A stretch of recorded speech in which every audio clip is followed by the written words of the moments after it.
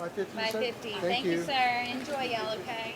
It's always been an older person's hangout and a younger person's place to sneak around and get a beer. Our biggest influx on the weekend are people from out of town on to ask questions about, what went on, in the old days. What you see on the walls is just a mirror image of what that same period of time was like to those of us who started Threadgills. Putting Frank Zappa and Van Morrison on stage is the highlight of my life, and now I'm hiring people I never even heard of them. History just keeps moving on. Armadillo World Headquarters. It was what I named a big empty room that I discovered when I was suddenly out of my three-piece suit and my Corfam wingtips and managing Shiva's headband. And we didn't have a place to play, but here was a stage. All I had to do was tear down a wall in front of it, and suddenly we had the biggest rock and roll emporium in Texas. It wasn't a success, it was famous. But success is usually measured in terms of dollars and cents.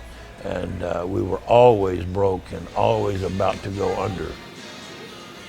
And I've been clinging to the curb here since 1970, and it's about over. The combination of rent and property taxes is, about $40,000 a month. We've come to accept the inevitable, and having an auction and getting rid of this stuff on the wall and packing it up.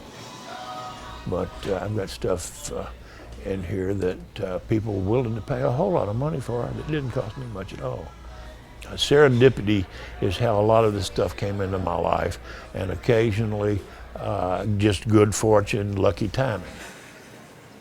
It's been headed this way for a long, long time. I just never thought I'd have to live to see it.